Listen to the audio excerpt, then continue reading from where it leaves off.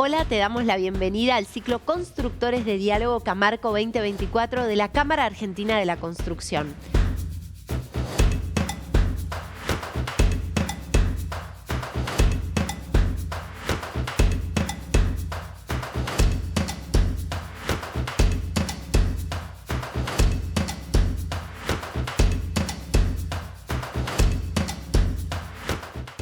Bienvenidos al ciclo Camarco 2024 bajo el lema Constructores de Diálogo. Hoy vamos a hablar de la importancia de planificar, construir e impactar.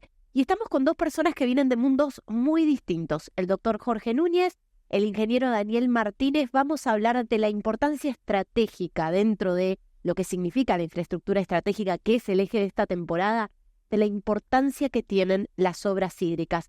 No solamente a la hora de hablar de obras o de infraestructura en sí, sino a la hora de hablar del bienestar de todos nosotros. ¿Cómo están? Bienvenidos. Muchas gracias. Muchas gracias. Bueno, quiero entender cómo llegan ustedes, cada uno de ustedes, al mundo de la construcción. Vos sos médico. Sí, ¿Cómo llegaste a la construcción? hace 35 años que estoy en el sector. Empecé en obras sanitarias, luego en la privatización seguí. Siempre me quise dedicar a la medicina, de hecho, apliqué en la medicina hasta el 2000. Vengo de familia sanitarista y entiendo que las empresas que prestan agua y saneamiento son grandes hospitales, porque previenen muchas enfermedades que si de otra manera, fíjate, una de las cuestiones que vamos a tratar hoy vas a ver que en aquellos lugares donde no tenés una prestación de agua y saneamiento normal, se producen enfermedades. O sea que esencialmente vos te dedicás a la salud desde la construcción. Tal cual. De hecho, entiendo de hidráulica, también fui a la Universidad Austral de Finanzas, y una arteria no es muy distinto a un gran conducto de agua o de saneamiento. Entonces, y funcionan casi de la misma manera. Fíjate que el corazón es una bomba de agua, en realidad una bomba de sangre, y así funcionan las bombas de agua. Y el gran organismo no es un único cuerpo, sino un país, una población. Tal cual. Ujú. Bueno, a ver, Daniel, me interesa un poco tu camino. Sos ingeniero, un poco más habitual, al menos en estas conversaciones que estamos teniendo, pero sos ingeniero en sistemas. ¿Cómo terminás en el mundo de la construcción? No, termino también trabajando en una empresa de agua y saneamiento desde la explotación de la información. Yo soy ingeniero en sistemas de información y ya la explotación de la información era clave en los años 90. Fue como me involucré y a partir de ahí cada vez la estadística y la información fue tomando un aspecto más relevante en la explotación del servicio. A partir de ahí se fue tornando cada vez más estratégico y se fue exponiendo cada vez con más importancia el déficit que había en el sector y que había en la construcción. Abrimos la canilla, el agua sale. Pensamos en el agua como algo dado, ¿no? Muchas veces sucede algo similar que con la energía, pero es un recurso muy escaso. El agua, disponible para nuestra vida cotidiana. ¿Cuánto desconocemos sobre lo que hay detrás de este recurso escaso? Mira, te voy a hacer una repregunta. ¿Te imaginas un día sin agua? No, imposible. ¿No? Imposible, bueno. Un día con muy mal humor y otras cosas. No, bueno. Es así, mirá. Agua, por ejemplo, en Argentina vos podés dividirla en 3 o 4 sectores, básicamente. Los que están contra el río Paraná, el río de la Plata, el NOA, el NEA, y después el sur, ¿sí? Geográficamente eso te indica la producción de agua. O sea, y detrás de eso no es solo decir, bueno, tengo una fuente de agua, sino que la tenés que tratar y potabilizar. Luego transportarla, como hoy te decía, como una arteria, y llevarla a través de los capilares a cada una de las casas. No es un sistema sencillo, no es fácil. Primero tenés que captarla al agua, luego la tenés que potabilizar y luego llevarla. Digamos, hoy en Argentina, de los 46 millones de habitantes que hay 9.800.000 personas que no cuentan con agua potable. ¿Sí? Como soy médico te digo, esas personas tienen un fenómeno particularmente que los vuelve vulnerables al no contar con agua potable.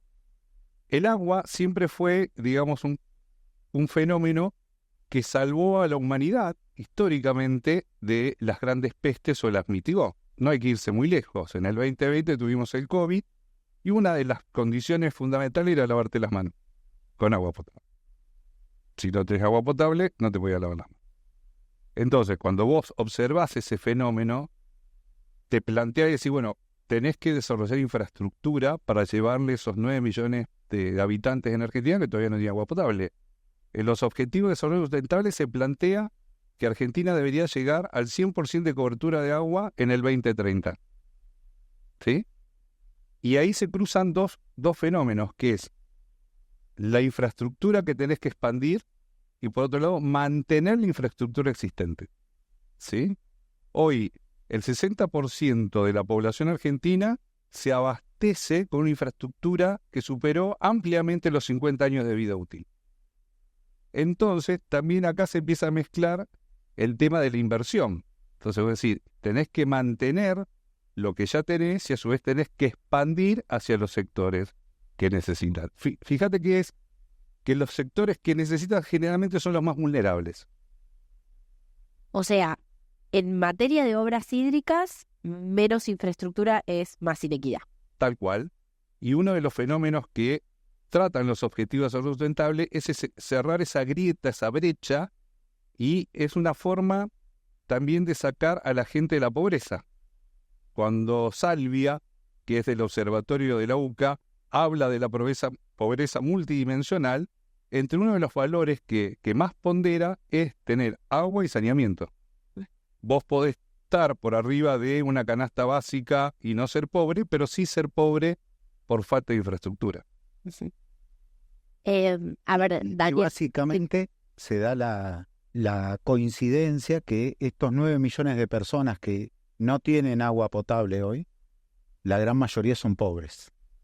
Y lo paradójico es la perspectiva de pobreza que tienen a futuro, porque el 70% de estos 9 millones de personas son niños, que ven afectada su salud y disponen de menos educación, porque se enferman y no pueden asistir a clases o tienen que dedicar parte de su día para procurarse agua potable.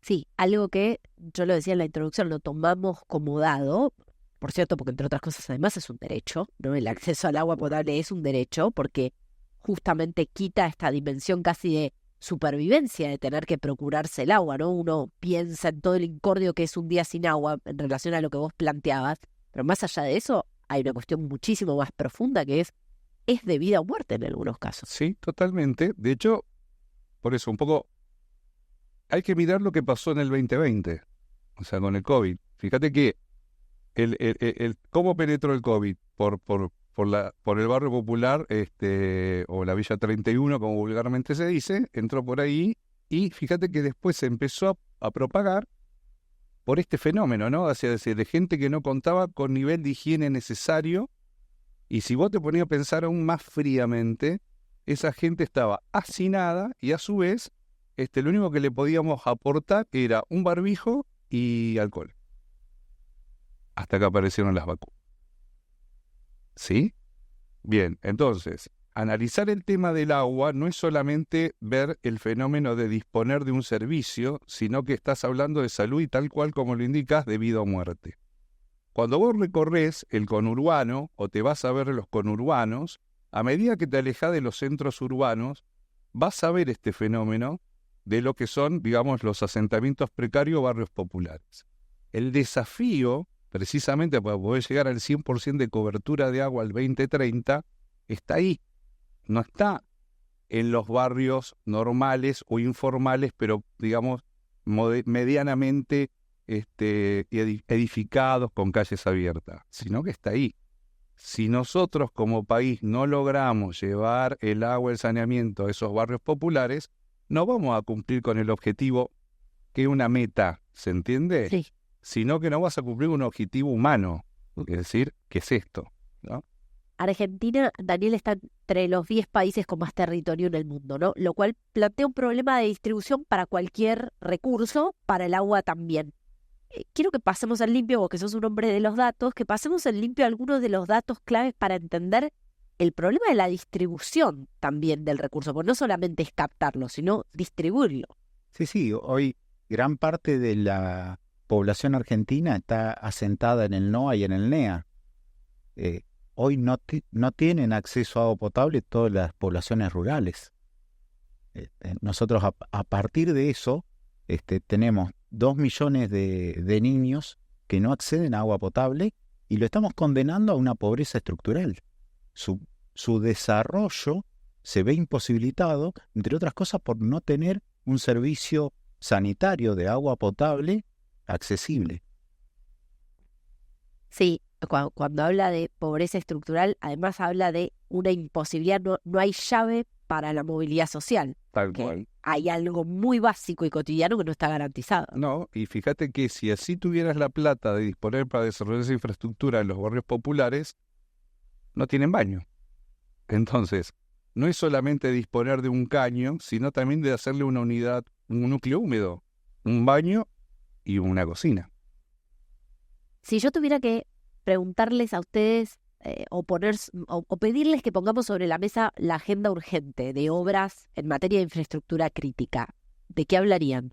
Mira, en primer lugar, de llevar la cobertura de agua al 100%, ¿sí?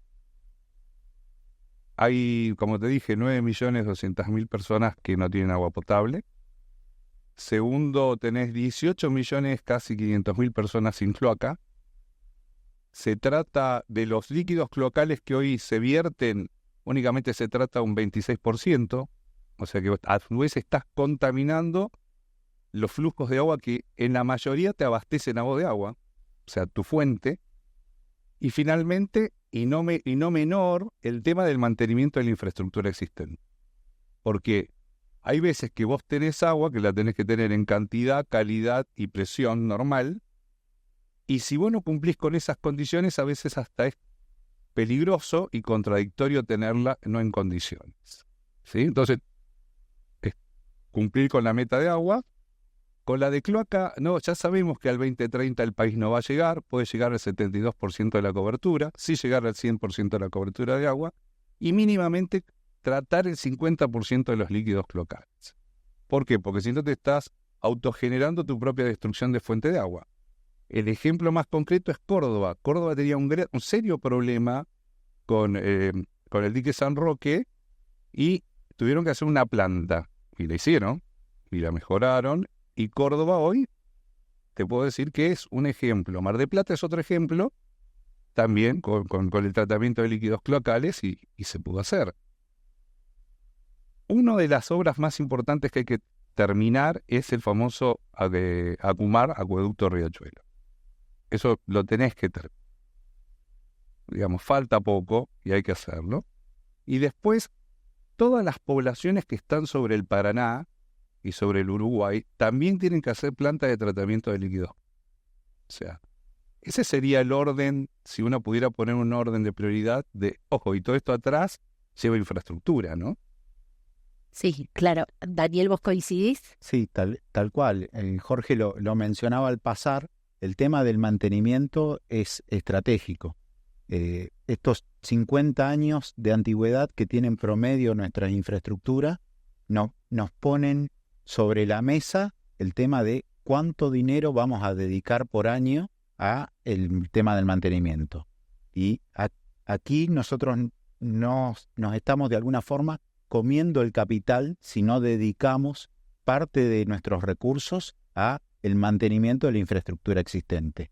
Por ahí los gobiernos se ven tentados o sacan mayor rédito de la expansión, porque es llevarle servicio a nueva gente, a gente que no lo dispone.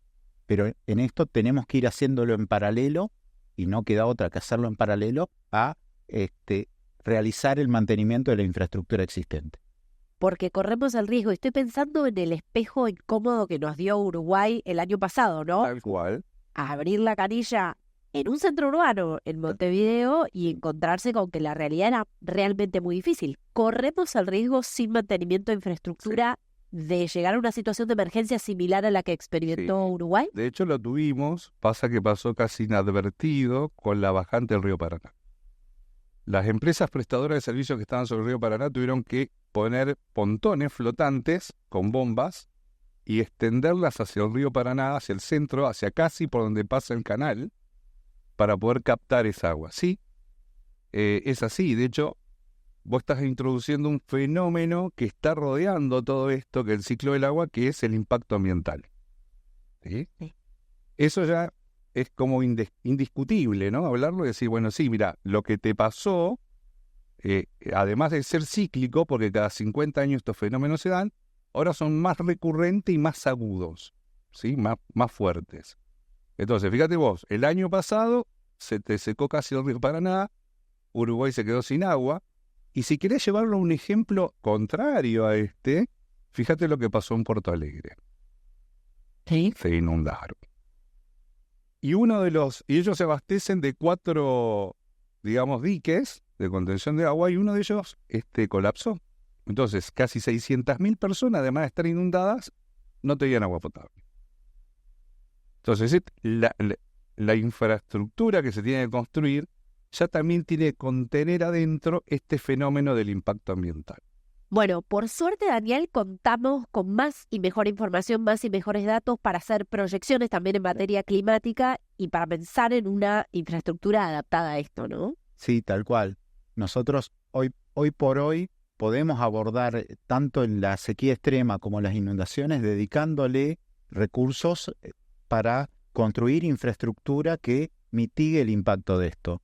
El Banco Mundial tiene un informe que dice que el impacto de las sequías y las inundaciones en un término de 10 años es de $60.000 millones. Nosotros, dedicando solamente la mitad de ese dinero en forma anual a la construcción de infraestructura, recuperamos el dinero con creces, tanto sea de inundaciones o sequías que afectan a los cultivos o que mitigan el impacto en la población civil.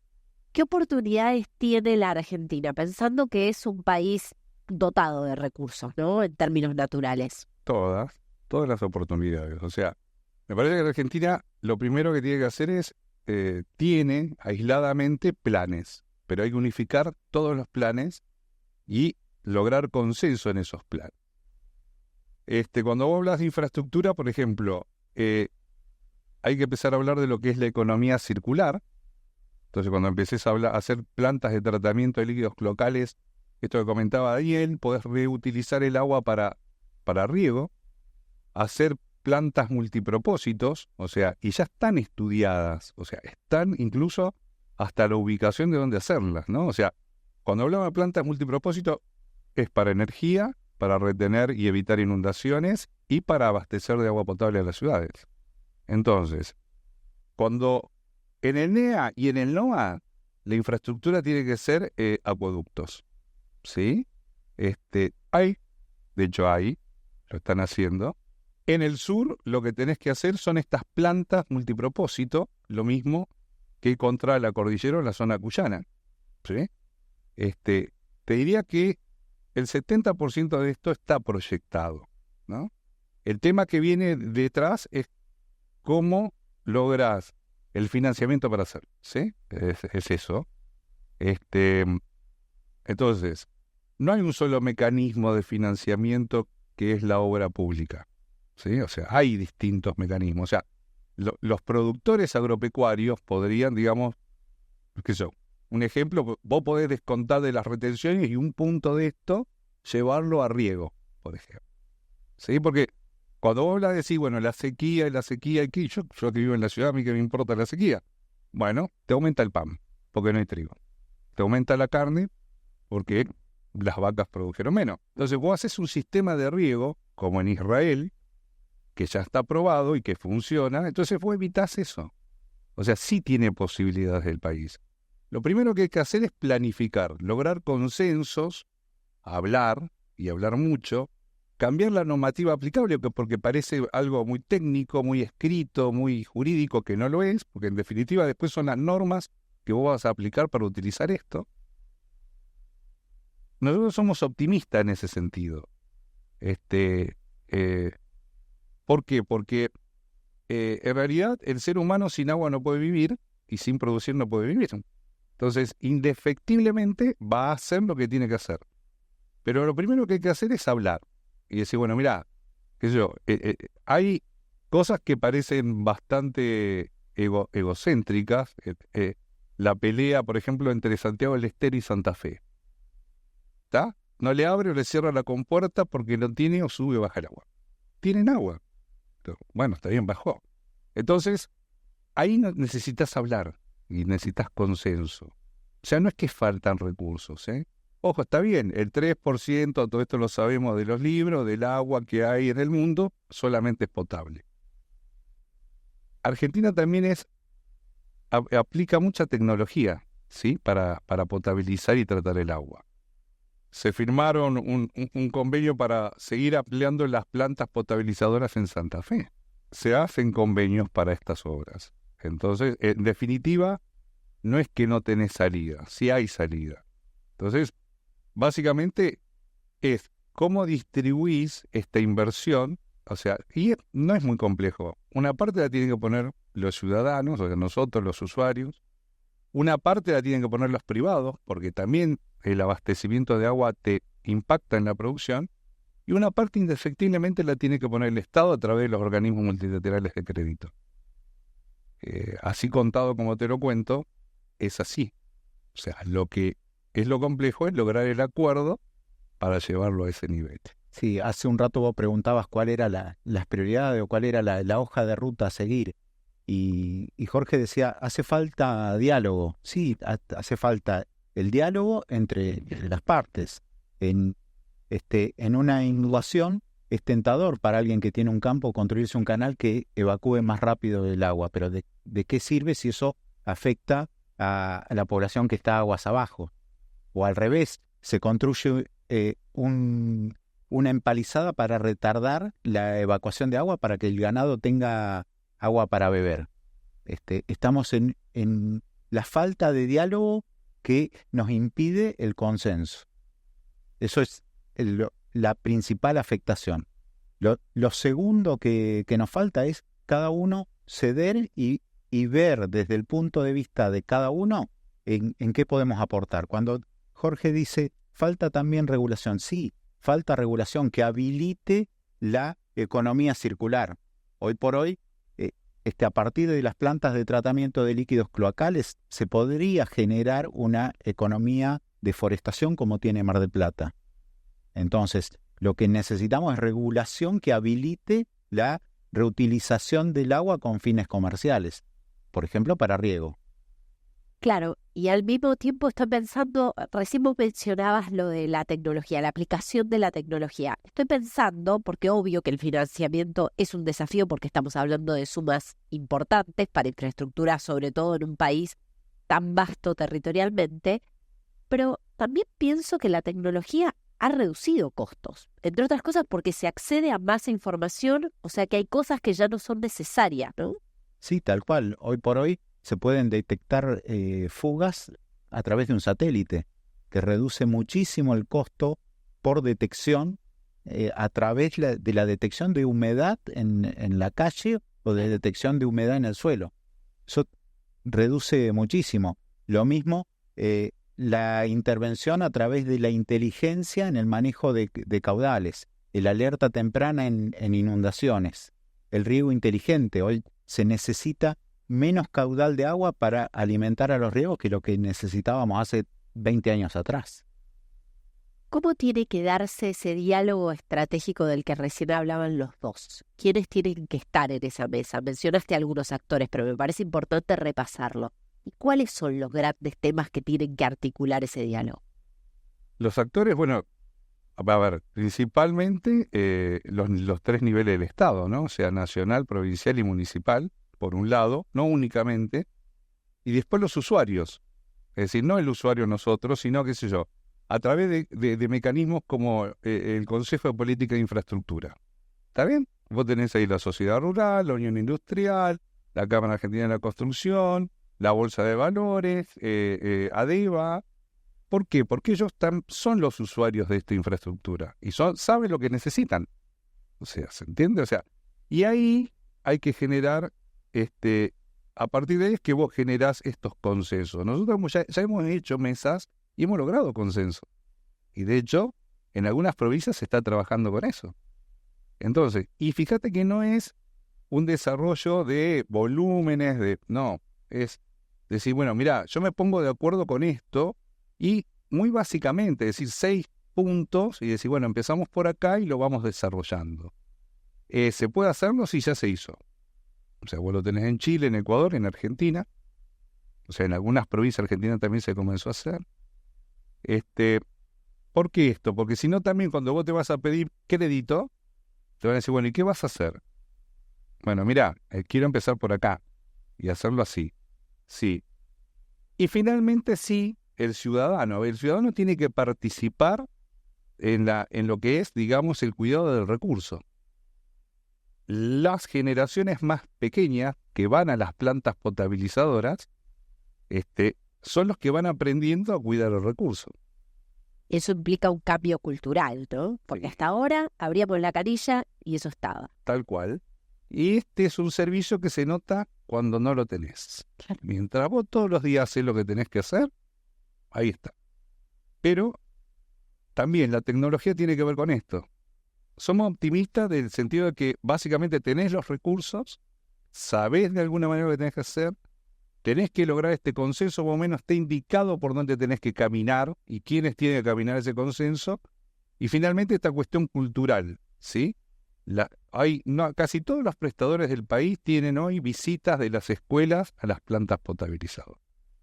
Y vos ves cómo estos chicos van aprendiendo, así como en su momento se les enseñó la alimentación saludable, el cuidado del ambiente, bueno, así hoy también se está haciendo el cuidado del agua. Sí, está en la historia misma de la humanidad, ¿no? La civilización se desarrolla al lado del agua, al lado del acceso al agua. Yo soy totalmente optimista que esto lo vamos a solucionar. Cuando uno registra en la historia cuáles son los primeros acueductos, cuáles son los primeros diques, y tiene que ir al 6000 antes de Cristo, ya en China existía. La historia de Egipto, la historia de Europa, se desarrolla al lado del acceso al agua. Pensaba en los parámetros que están entrando en juego ahora a la hora de acceder a crédito, ¿no? Sí. También sucede con los acuerdos internacionales a los que puede suscribir un país, pero uno de los parámetros tiene que ver con la contemplación del impacto ambiental, con que toda esta infraestructura estratégica que se piense a futuro o que se mantenga o se reformule hoy, tiene que tener este parámetro. ¿Cuánto estamos hablando realmente de este aspecto que hace la sustentabilidad, la agenda de la sustentabilidad? ¿Cuánto estamos hablando de cambio climático, Jorge? Mira, para que te des una idea, en ese aspecto es verdad, esos parámetros que te piden los organismos internacionales pasan mucho también por la eficiencia, ¿sí? Para que vos te des una idea, a diferencia del gas y de la luz, solamente el 20% de los inmuebles están medidos en agua. Entonces vos decís, bueno, empecemos por medirla. Ejemplo. Entonces ya está entrando en una cuestión de eficiencia. Sí, y de hecho la infraestructura que vos desarrolles y la infraestructura que renueves tiene que estar pensada ya previamente con esto del cambio climático. Y sobre todo el agua es, primero, cuidar tu recurso. ¿Sí? Vos no te imaginás una multinacional que de gaseosa que no sabe cuántos litros de gaseosa vende, ¿no? Bien. En el sistema agua, hay entre el 35 y el 55% del agua que va por las redes se pierde. Entonces, ahora que yo te digo, tenés que renovar y rehabilitar, entonces vas a empezar a fijarte cómo con la eficiencia vas a entrar dentro del cambio climático, porque uno de los puntos de los objetivos de los ODS no solo es que todos tengan agua, sino que lo tengan en cantidad y calidad suficiente. Para eso tenés que aplicar tener en cuenta este fenómeno del cambio climático. Ejemplo, las plantas de tratamiento de líquidos locales pueden generar energía para la propia planta. Sí, y a su vez esa misma planta de tratamiento te cuida el recurso. Vos imaginás tomar agua desde un lago que está contaminado. No, nadie lo prevé o lo imagina. Si no lo cuidamos, no vamos a tener desde dónde tomar. Así que la exigencia del organismo multilateral o la exigencia del objetivo de desarrollo sustentable tiene que ver con el propio cuidado desde donde uno toma agua. O si uno no construye el dique que nos hace falta, nos va a faltar el agua. O sea que es lo que nos conviene hacer. No solo es un objetivo puesto por la ONU o propuesto por la ONU, adoptado por los países. Es lo que nos conviene. Para terminar, quiero preguntarles si piensan que la Argentina, en términos de recurso humano, de talento puesto al servicio de esta infraestructura estratégica en materia de obras hídricas, si la Argentina está a la altura de un futuro más esperanzador o si está dejando que desear a la hora de afrontar estos desafíos. Tenés recursos, hay gente muy formada en esto, pero también están ubicados en lugares, digamos, o sea, si vos te vas al NEA y al NOA, te va a faltar un técnico eléctrico. Entonces pones una planta de ósmosis y te va a faltar quien la opere o quien la mantenga. En cambio, si vos te venís a los centros urbanos, vas a encontrar niveles de ingenieros hidráulicos y calculistas de primer nivel. Hay muchos de ellos, fíjate, que terminan perfeccionándose en Barcelona, que hay uno de los lugares de ingeniería hidráulica, se quedan y algunos vuelven. O sea, hay en ese aspecto como una especie de también brecha, de decir, bueno, mirá, yo necesito, como los médicos, es decir, ¿por qué en Chaco no hay muchos cardiólogos? Están todos por acá. Es decir, bueno, necesitas también llevarlos. Federalizar ese conocimiento. Totalmente. Sí, y pensar las soluciones siempre a ciclo completo. Esto de llevar una planta de ósmosis inversa al medio de la selva y después no tener con quien lo opere, no sirve de solución. Y ahí fíjate vos que uno puede volver al nivel más bajo, o uno de los niveles más bajos, que son las escuelas técnicas. ¿Sí? Nosotros tuvimos una experiencia con una planta de ósmosis, con una escuela técnica que los capacitamos para operar la escuela, para operar la planta. Y ya es la tercera generación de alumnos que pasaron por la planta de ósmosis y saben operar. Entonces, cuando yo hablo de consensos y de todo esto, también hablo de esto, ¿no? O sea, decir, bueno, tenés escuelas técnicas donde podés preparar a la gente. Sí, ¿qué actores locales tengo para poner a andar esto, no? Bueno, ahí está, fíjate vos que el territorio lo conocen mejor los intendentes. Entonces vos también tenés que capacitar a los intendentes. Esta experiencia que contás con la escuela técnica habla un poco de esta necesidad de echar mano en el territorio a los recursos disponibles que tengo para poner a andar algo, ¿no? Tal cual. Porque vos fíjate que otro de los fenómenos que se está dando en Argentina y que hay que tratar de evitar es la urbanización. Es que esa gente que hoy vos tenés, digamos, en las pequeñas ciudades o en los pobladíos, no se venga a la ciudad. Para eso necesita dos cosas, llevar la infraestructura y capacitación. No es muy complejo hacerlo. Y vuelvo a lo mismo. O sea, vos tenés que hablar con los intendentes, con el gobernador, con el ministro de Educación. Y no es complejo, ¿eh? O sea, es sentarse a hablar, trabajar, y decir, bueno, mirá, acá va a haber una planta de ósmosis que va a durar 20 años y que varias personas pueden trabajar de esto. O sea, no es solo llevar la infraestructura, sino que genera también puestos de trabajo. Sí, el mismo sector productivo te puede marcar el camino. El mismo sector productivo te va a aportar la solución. Si determinada industria o determinado comercio necesita el agua o necesita cuidar la fuente de agua, pensemos en empresas turísticas que necesitan que un lago esté en condiciones, ellos mismos te van a aportar la solución. Los acueductos no surgieron en los últimos 10 o 20 años. Tienen que ver con la historia de los pueblos. A partir de ahí uno puede detectar que en Jujuy y en Salta había acueductos de los pueblos originarios que lo necesitaban para sus cultivos. Esa solución vino del mismo territorio y de la misma gente. Eso es lo que hay que de alguna forma fortalecer, el diálogo que aporta la solución. Bueno, y me quedo con esta idea que esbozaron al final, ¿no? El diálogo para construir soluciones. Dos optimistas, ha sido un gusto conocerlos, el doctor Jorge Núñez, el ingeniero Daniel Martínez, muchísimas gracias por estar con nosotros. Gracias. Bueno, y así concluimos esta temporada de infraestructura estratégica en el ciclo Camarco 2024 de la Cámara Argentina de la Construcción. Seguimos con más y mejores conversaciones.